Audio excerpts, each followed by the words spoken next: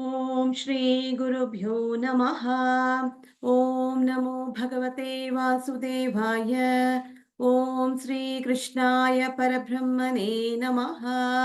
अथ श्रीमन्नारायणीयं द्वाविंशतितमं दशकम् अजामिलोपाख्यानम्।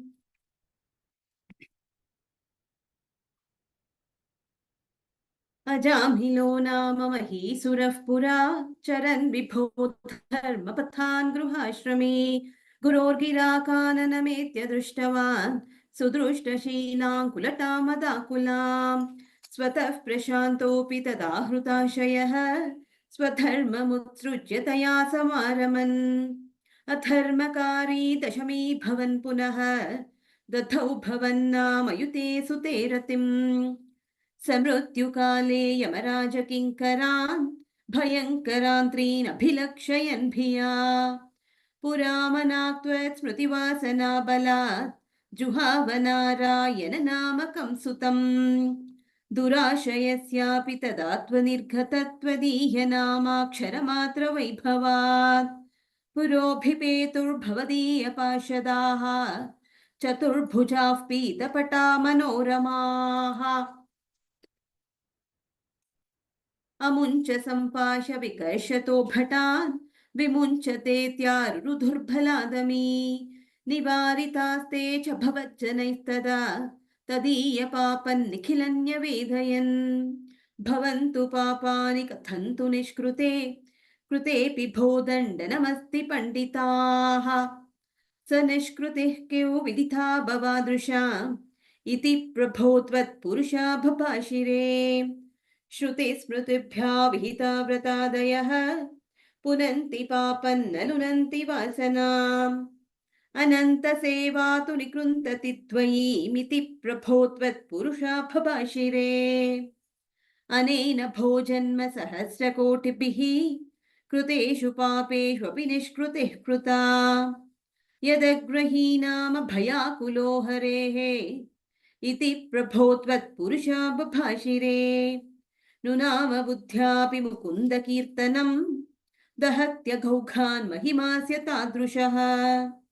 यथाग्निरेथांसि यथौषधं गदान् इति प्रभो त्वत्पुरुषा बभाषिरे।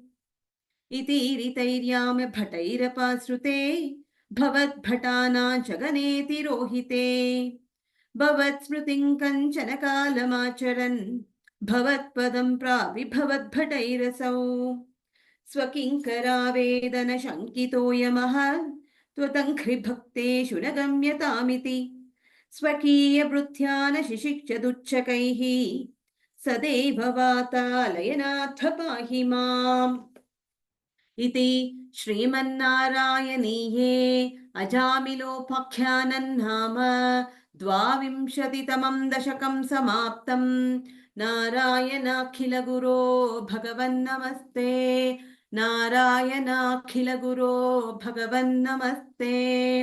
अथ त्रयोविंशतितमं दशकं दक्षचरितं चित्रकेतूपाख्यानं च। प्राचेततस्तु भगवन् अपरो हि दक्षः त्वत्सेवनौ व्यथितसर्गविवृद्धिकामः। आविर्बभूवि तदा लसदष्टबाहुः तस्मै वरं ददिथतां च वधूमसिग्नीम्। तस्यात्मजास्त्वयुतमीश पुनः सहस्रम् श्रीनारदस्य वचसा तव मार्गमापुः। नैकत्र वासमृषये समुमोच शापम् भक्तोत्तम सृषिरनुग्रहमेव मेने। षष्ट्या ततो दुहितृभिः सृजतः कुलौघान् दौहित्रसूनुरथ तस्य स विश्वरूपः। त्वत्स्तोत्रवर्मितमया पयतीन्द्रमाचौ देवत्वदीयमहिमा खलु सर्वचैत्रः। प्राक्षूरसेन विषये किल चित्रकेतुः पुत्राग्रहीणृपतिरङ्गिरसः प्रभावात्। लब्धैकपुत्रमथ तत्र हते सपत्नी सङ्घैरमुह्यदवशस्तव माययासौ।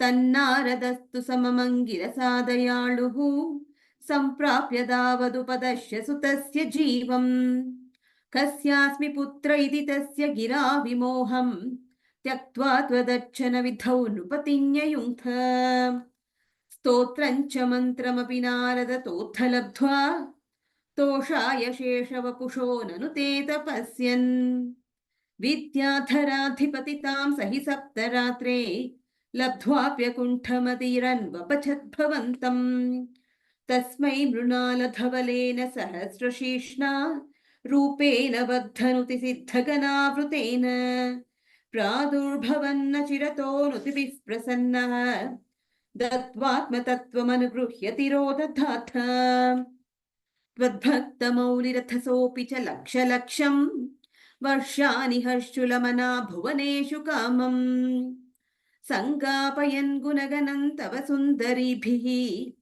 सङ्गातिरेकरहितो ललितं चचार अत्यन्तसङ्गविलयाय भवत्प्रणुन्नो नूनं सरूप्य गिरिमाप्य महत्समाजे निःशङ्कमङ्ककृतवल्लभमङ्गजारिं तं शङ्करं परिहसन् उमयाभिषेपे निःसम्भ्रमस्त्वयमयाचितशापमोक्षो वृत्रासुरत्वमुपगम्य सुरेन्द्रयोधी भक्त्यात्मतत्त्वकथनैः समरे विचित्रम् शत्रोरपि भ्रममपास्य कतः पदन्ते त्वत्सेवनेन दितिरिन्द्रवदूध्यतापि तान् प्रत्युतेन्द्रसुहृतो मरुतोऽभिलेभे दुष्टाशयेऽपि शुभदैव भवन्निषेवा तत्तादृशस्त्वमवमां पवनालयेश